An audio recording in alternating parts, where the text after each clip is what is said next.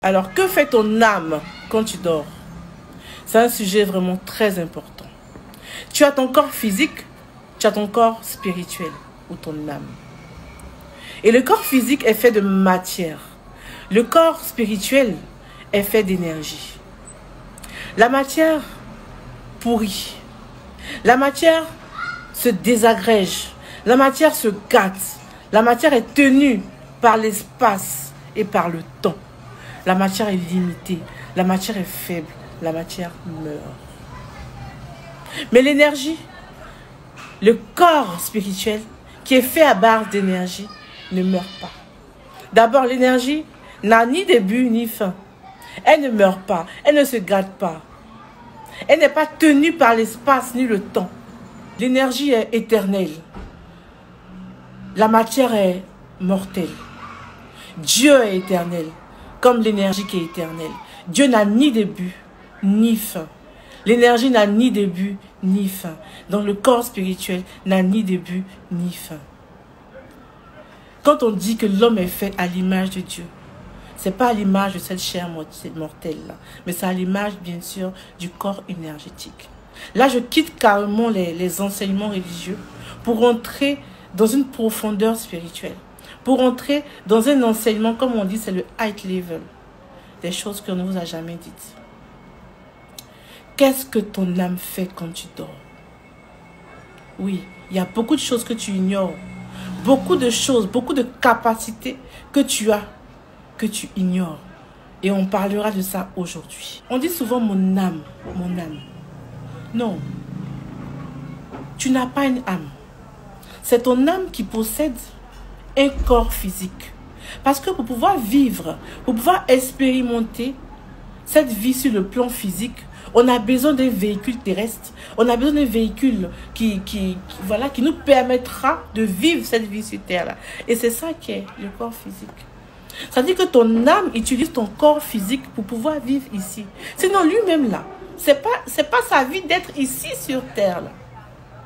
Il est emprisonné en quelque sorte dans ton corps physique. C'est comme si ses capacités sont réduites. Il ne peut pas faire ce qu'il veut. Il n'est pas à l'aise. Il est obligé de vivre avec ces 5 sens que tu as. Mais pourtant, l'âme, le corps énergétique est un corps qui est très puissant. Alors quand ton corps physique fatigué se couche et ton corps physique dort pour pouvoir se régénérer, qu'est-ce qui va se passer? Le corps spirituel qui est en quelque sorte emprisonné va se détacher pour aller explorer d'autres dimensions, pour aller ailleurs, pour aller voir d'autres choses. Et toi, ton corps physique est couché, mais vous êtes toujours relié par ce qu'on appelle le cordon d'argent. Le cordon d'argent est ce fil-là qui relie le corps physique au corps spirituel, à l'âme. Mais quand l'ange de la mort arrive, il coupe ce qu'on appelle le cordon d'argent. Généralement, vous allez voir dans les films, dans les dessins animés, quand on veut représenter l'ange de la mort, on le représente avec je pense c'est une fourche, comme ça, le truc là, qu'il attrape. Pourquoi? C'est pour couper le cordon. Quand l'ange de la mort coupe le cordon d'argent, c'est ce qu'on appelle la mort. C'est-à-dire que l'âme se détache maintenant entièrement du corps physique. Et il y a une séparation. Et cette séparation, c'est la mort. C'est fini. Mais quand on sort du corps, par exemple, involontairement, le cordon d'argent est toujours là. Donc, on ne parle pas de mort. Ça arrive à tout le monde. Mais c'est inconsciemment, c'est involontaire. Donc, on ne se rappelle pas. Mais il y en a qui le font volontairement. Et ça, c'est très dangereux.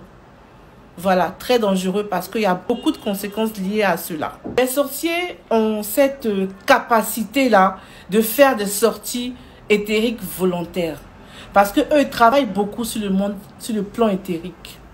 Et donc, il arrive souvent que tu dors, tu es couché. Et dans ton rêve, on te poursuit. Dans ton rêve, un chien te poursuit, te mord. Ou encore un lion te poursuit, un dragon te poursuit, tu te combats ici, tu tombes dans l'eau et tout. Tu te réveilles, ah, j'ai fait un songe, j'ai rêvé et tout. Non, tu n'as pas rêvé. Ah, tu n'as pas fait de songe, tu n'as pas rêvé. Ça s'est passé réellement, mais dans une dimension éthérique. Parce que le sorcier, lui, qu'est-ce qu'il fait? Il sait maîtriser l'art de sortie. Et donc, lui, quand il dort, il est couché. Mais il n'est pas couché. Son âme, son corps éthérique est sur le plan éthérique en train de combattre quelqu'un. Et il est venu réellement dans le plan éthérique te combattre. Mais toi, quand tu ne maîtrises pas tout ce qui est sortie éthérique et tout, tu as vu ça comme dans un rêve. Tu as vu ça dans un songe. Mais non, ça s'est passé réellement. Il est réellement venu dans ta chambre, mais sur le plan éthérique. Il est réellement venu quelque part où vous avez combattu, peut-être au bord de l'eau, mais c'était sur le plan éthérique. Il est venu te chercher, vous avez rendez-vous là-bas et il t'a frappé. Ou tu l'as frappé. Mais tout s'est passé sur le plan éthérique. Mais toi, tu ne te souviens pas. Pour toi, c'est un rêve banal qui s'est passé. Un cauchemar, comme on dit. Mais lui, il sait très bien que ce n'est pas un rêve. Il sait très bien, le sorcier, lui, il sait que ça s'est passé réellement. Parce que quand lui dort, là, il s'est sorti pour aller faire ces dégâts-là. Mais toi, tu ne sais pas. On se donne des rendez-vous sur le plan éthérique. Les âmes se donnent des rendez-vous sur le plan éthérique sans même le savoir. Je vous ai dit au début que pour pouvoir vivre, pour pouvoir se mouvoir sur le plan physique, il faut un corps physique qu'on a. Mais pour pouvoir aussi se mouvoir sur un plan éthérique, sur le plan éthérique, il te faut un corps éthérique. Pour pouvoir se mouvoir sur un plan astral, il te faut le corps astral. Donc tu as tous ces corps-là que tu utilises inconsciemment. Alors, le sorcier, par exemple, qui vient sur le plan éthérique pour te combattre, toi aussi, c'est sur ton corps éthérique qui fait tout le travail. Ils s'en foutent de ton corps physique. Ils font rien avec le corps physique. Ils ne font rien parce que le corps physique lui est faible. Quand il veut t'attaquer, il ne t'attaque pas physiquement. Ils vont attaquer ton corps éthérique ou ton corps astral. Et quand ils attaquent ce côté-là, automatiquement, les séquelles, les conséquences vont rejaillir sur ton corps physique tranquillement. Ils n'ont pas besoin d'attaquer ton corps physique. Donc, eux, ils viennent sur un terrain où ils connaissent, où ils maîtrisent. Et toi, tu ne maîtrises pas ce terrain, mais vous êtes ensemble là-bas. Dans ton rêve, souvent, tu vois, tu es dans ta maison, dans ta chambre. Mais ta chambre a changé un peu de décor. C'est la même chambre, hein, mais ça a changé de décor. Tu sens que, bon, le lit est placé comme ci, comme ça. Tu sors, tu vas au salon. Tu vois que peut-être les fauteuils ont changé. Ou les rideaux ont changé de couleur et tout. Tu dis, bon. Et après, tu te réveilles. Tu dis, ah, d'accord, c'était un rêve. Non, c'était pas un rêve. Tu as fait une sortie. Et tu as vu dans quel état est ta maison dans la dimension éthérique. Parce que dans la dimension physique, ta maison a tel modèle. Mais dans la dimension éthérique, ta maison a un autre modèle. Mais c'est la même maison qui est placée sur un endroit géographique. C'est comme ça que ça se passe. Vous voyez la Terre. La Terre, elle a sa dimension physique et la même Terre a sa dimension éthérique. La même Terre a sa dimension astrale. Et les sorciers travaillent beaucoup dans la dimension éthérique. Il arrive souvent que tu as un rendez-vous très important le lendemain. Et à un endroit où que tu ne connais pas, tu n'as jamais vu l'endroit. Mais il faut que tu te rendes demain. Alors quand tu dors en pensant à ça, ce qui va se passer, c'est que l'âme, quand tu vas dormir, va aller à ce rendez-vous-là. C'est-à-dire, va aller à l'endroit de ce rendez-vous. Même si toi, tu ne connais pas où c'est. Et je vous ai expliqué que l'âme n'est pas tenue ni par l'espace, ni par le temps. L'âme a toutes les informations qu'il souhaite avoir. L'âme peut savoir même qui t'aime, qui ne t'aime pas. L'âme sait tout. Le corps physique, lui, il est très ignorant. Il ne sait pas, on a tout fermé. Mais l'âme sait tout. Alors, l'âme va se rendre, le corps spirituel va se rendre à l'endroit. Il va regarder, il va voir la route même pour arriver à cet endroit. Il va regarder les bureaux, par exemple, regarder, visiter même tout l'espace avant même que toi-même tu partes. Ensuite, qu'est-ce qui va se passer? Tu te réveilles le matin tranquillement, tu t'habilles, tu prends ton sac, tu vas à cet endroit. Mais en partant sur la route, tu as l'impression que tu as déjà fait ce chemin-là. Quand tu rentres, par exemple, dans le bureau ou dans l'espace où tu veux partir, tu dis, mais je connais cet endroit-là. Je suis déjà venu ici. Pourtant, tu sais que tu n'es jamais venu là-bas. Tu n'as jamais mis pied là-bas. Mais tu sens que tu connais cet endroit. Et quand tu pars, tu sais que après cette porte, tu vas trouver un ascenseur à gauche. Effectivement, tu passes, tu trouves l'ascenseur à gauche. Pourquoi? Ton âme a déjà fait le travail le soir quand tu dormais. Oui, ça arrive très souvent. Tu vas rencontrer quelqu'un qui te tient à cœur. Et cette personne-là t'explique ses problèmes. Cette personne-là t'explique ses difficultés. Et ça te peine. Surtout les empathes. Ça te peine. Ça te fait très mal toi-même dans ton cœur. Et tu te dis, mais comment faire pour l'aider? Quand tu dors la nuit, inconsciemment, ton âme va l'aider. Ton âme va aller la réconforter. Ton âme va aller chercher à trouver les solutions pour elle. Oui, ça c'est courant. Ça dit que tu ne te rappelles même pas de ça. Souvent même tu vois ça comme tu vois comme dans un rêve, des flashs. Mais c'est des sorties que tu fais. Tu vas les rencontrer, par exemple, la personne qui est responsable du problème là. Dans le plan éthérique. Donc tu vas rencontrer l'âme aussi. Le corps éthérique de la personne pour lui parler, pour dire, ah vraiment, va aider ma soeur, fais comme ci, fais comme ça. Je sais que toi, tu peux l'aider, je sais. Et la personne qui va se réveiller le matin, en même temps, va appeler. Elle ne sait pas pourquoi, mais elle appelle la soeur pour dire, ah vraiment, viens, j'ai un chèque pour toi, ça va t'aider un peu. La personne ne sait même pas pourquoi elle a pris son téléphone pour appeler l'autre pour pouvoir l'aider. En temps, le travail avait déjà été fait préalablement sur un plan éthérique.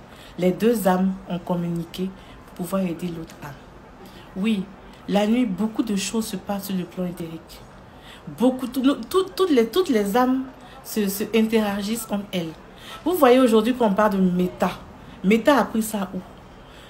Cette plateforme virtuelle où on peut être là, créer des villes virtuelles et tout. Non, c'est pas un truc qu'ils ont pensé. C'est comme ça que ça se passe dans l'univers, sur des différents plans. Oui, on est là physiquement ici, mais quand on dort, on se retrouve dans une autre dimension et on interagit avec d'autres personnes qui sont aussi des âmes aussi, qui sont en train de dormir. Mais là, on communique et on se dit beaucoup de choses, ce que beaucoup de personnes ignorent. Il y a beaucoup de faits comme ça qu'on ignore. Et je vous donne un petit exemple d'une grande sœur à moi, une amie, une grande sœur qui vit à Londres. Elle est arrivée à Abidjan et elle a fait un rêve. Et dans le rêve, elle voit une de ses amies, cousines, qui lui dit, ah, tu es arrivé, ah d'accord, demain, je viendrai te saluer. Dans le rêve, elle dit, ah d'accord, ok. Mais personne ne sait qu'elle était à Abidjan. Elle a vu ça comme un rêve. Le lendemain matin, on sonne à sa porte. C'est l'ami en question qui vient la saluer. Mais elle lui a dit, comment tu as su que je suis là? L'autre ami a dit, c'était juste une intuition. Quelque chose m'a dit, va voir ta cousine est arrivée, va la saluer. Et je suis partie, je suis venue te saluer. Vous voyez, ici en fait, les deux âmes ont communiqué pendant la nuit. Les deux âmes ont communiqué pendant la nuit, mais l'autre s'est rappelée, parce qu'elle s'est rappelée de ce rêve qu'elle a fait. Ce n'était pas en réalité un rêve, mais c'était une sortie éthérique. Et ils ont communiqué sur le plan éthérique. Il y a certaines personnes comme ça qui me disent, maman Farah, merci parce que tu es venue dans mon rêve et tu as combattu pour moi, tu m'as aidé. Plusieurs personnes, quand vous allez voir même cette vidéo, je pense même qu'ils se reconnaîtront. Tu as combattu pour moi. J'étais en danger, tu es venu me sauver. C'est vrai. Parce qu'il y a des jours où tu te réveilles fatigué. Les gens viennent te prendre pour combattre pour eux. Des personnes que tu n'as jamais vues. Juste le fait de voir que tu as une image pour eux qui peut les aider. Automatiquement, ces âmes-là viennent t'appeler. Viens combattre pour moi. Et tu pars combattre pour la personne sans savoir qui c'est. Tu combats pour la personne et la personne se sent bien et tout. Ça arrive souvent que des gens viennent combattre pour toi dans le rêve. Il y a plusieurs cas comme ça en fait. Et souvent vous appelez inconsciemment votre pasteur, votre prêtre, votre guide spirituel dans un combat. La personne n'a rien demandé. La personne est couchée tranquillement chez lui. Tu l'appelles dans le monde éthérique. Et donc, lui, il se réveille, il se lève. Dans le monde éthérique, il part combattre pour toi. Et c'est toi qui vois ça. Lui-même, souvent, mais il ne se rappelle même pas. Tout ce qu'il se rappelle, c'est que j'ai fait un rêve bizarre, là. Je me suis réveillée fatiguée et tout ça. En temps, la nuit, toi-même, tu te rappelles bien de ça. Parce que c'est toi qui as appelé. Et toi, tu te réveilles, tu dis, ah, vraiment, j'ai prié, hier nuit, j'ai dormi, mon père spirituel est venu combattre pour moi, il a fait ça, il a fait ça. Il y avait des gros dragons, il a coupé leur tête. Il y avait tant, il a fait ceci, il a fait cela. Effectivement, ça s'est passé sur le plan intérieur parce que tu l'as appelé. Les personnes qui sont mariées, par exemple, aux esprits, à certaines entités, soit c'est en bas de l'eau, soit c'est sous la terre, soit c'est dans le soleil, sur la lune. Hein. Vous ne savez pas tellement le monde spirituel est vaste. Et quand ils dorment la nuit, ils se retrouvent dans ce monde-là. Par exemple, tu es marié à une entité dans une autre dimension. Et quand l'heure de sommeil arrive, Ton corps éthérique repart chez toi. Parce que souvent, il y en a même qui ont des enfants spirituels qui sont là-bas. Donc, elle va sortir du plan physique et aller retrouver sa famille spirituelle là-bas. Il y en a qui vivent comme ça. Ils ont deux vies. Ils ont la vie physique et ils ont une autre vie éthérique. Ils se rappellent de ça parce que chaque nuit, ils se retrouvent au même endroit avec un autre mari, avec d'autres enfants. Ah oui, il y a plein de cas comme ça. Le monde spirituel est vaste. Il y en a qui sont appelés des combattants spirituels. Ça dit qu'eux-mêmes ne savent pas qui sont les combattants spirituels. Et la nuit, quand ils dorment souvent, c'est pas toutes les nuits, ils se voient habillés en combattant avec une épée et tout. Et ils vont faire un combat sur un certain plan avec des esprits, des entités vraiment bizarres. Mais ils sentent qu'ils sont en train de combattre. Ils ne sont pas seuls. Ils sont avec d'autres personnes aussi avec qui ils combattent. Et pendant le combat, pendant qu'ils combattent, souvent il arrive que ton corps physique a envie de faire pipi. Tu te réveilles, tu te lèves, tu vas dans la douche, tu pisses. Et quand tu te recouches, tu te retrouves dans le même rêve. Tu te retrouves en train de faire ce que tu as laissé. C'est-à-dire que, où tu t'es arrêté là, peut-être que les gens ont juste avancé, mais tu te retrouves encore avec les mêmes personnes. Et tant que le combat n'est pas fini, tu te réveilles, tu vas continuer le combat. Et ceux-là sont appelés les combattants spirituels. Ils sont beaucoup. J'en ai rencontré plusieurs, oui. Je connais plusieurs, mais ils ne savent pas qui ils sont. C'est à force de discuter avec eux, ils ont compris en fait qui ils étaient réellement, des combattants spirituels. Ils aident beaucoup les gens. Leur travail, c'est d'aider les gens dans le monde éthérique sans qu'ils le sachent. Mais physiquement, quand ils se réveillent le matin, ils sont beaucoup fatigués, ils ont beaucoup mal aux articulations, ils sont beaucoup fatigués, ils ne savent pas pourquoi. Mais parce que la nuit, ils ne dorment pas. La nuit, ils sont là pour combattre. Mais c'est vrai que ce n'est pas tout le temps. Il y a des périodes où c'est beaucoup fréquent, où ils sont beaucoup appelés et d'autres non. Ça fait penser aux super-héros des films. Là. Tout ça, ce sont des choses qui ont été calquées, qui ont été pris des dimensions spirituelles, des combats. Voilà, les Avengers, tout ce qu'on regarde comme film aujourd'hui, c'est pris de la réalité en fait. Il y en a qui sont comme ça. Vous allez peut-être rire, vous moquer, mais c'est la réalité. Et il y a des personnes qui m'écoutent, qui savent de quoi je parle parce que c'est leur quotidien. Ces personnes-là vivent cela. Donc notre âme fait beaucoup de choses. Il y a beaucoup de choses que je n'ai pas encore dites. Parce qu'il y a beaucoup de choses qu'on ne peut pas dire en public. Mais sachez que l'âme a de très grandes capacités. L'énergie est puissante. L'énergie n'est pas faible. Mais il y a une chose très importante. Il faut plus mettre l'accent sur le fait de faire grandir les taux vibratoires de ton âme pour pouvoir combattre. Parce que si un sorcier te combat, que tu es faible, il va prendre le dessus. Mais si ton âme est forte, elle prendra le dessus. Merci de m'avoir écouté et sachez prendre soin de votre âme, qui est votre véritable soi, qui est votre énergie. Et je sais que nous les hommes, surtout nous les femmes, on aime prendre soin de nous-mêmes, de notre teint, de nos cheveux, de notre corps, de nos ongles. Pourquoi? Parce qu'on veut toujours séduire, on veut être belle, on veut séduire notre homme et tout. Mais la chose la plus importante, c'est notre âme, notre corps énergétique, notre corps spirituel. Parce que il faut faire en sorte que cette âme-là soit encore plus belle et plus forte. Il faut donner la force à l'âme de pouvoir combattre. Parce que quand on dort, on ne sait pas comment. On ne sait pas où. On ne sait pas comment combattre. Qui va nous combattre? Parce que ceux de l'autre côté, ils maîtrisent ça. Et je vous dis, ils ont la capacité de le faire. Mais nous, on ne maîtrise pas ça. Et on n'a pas si notre âme n'est pas élevée, on va perdre. Alors, je vous recommande de faire quoi? La méditation, la prière, le jeûne, d'éviter de manger la viande, d'alourdir même le corps. Parce que vous savez une chose, quand on est trop rassasié là, il y a des gens qui jeûnent. Quand ils jeûnent, ils vont manger le soir. Manger, son jeûne même c'est zéro. Parce qu'on ne jeûne pas pour manger. On jeûne justement pour se priver. Mais tu jeûnes le soir, tu vas mettre la viande, tu vas mettre ceci, cela. Ça va alourdir ton corps. Quand on te poursuit la nuit là, tu fais comment? Mais remarquez bien, une personne qui dort le ventre vide a plus de force à réagir contre un combat spirituel qu'une personne qui est trop rassasiée. Si vous voyez les grands maîtres, même même Jésus, qui ne mangeait pas, qui faisait des jeûnes, c'est parce que justement, quand ton corps est vide, tu es plus apte à combattre que quand ton corps est rempli. Donc, évitons même de manger les choses qui sont lourdes pour nous.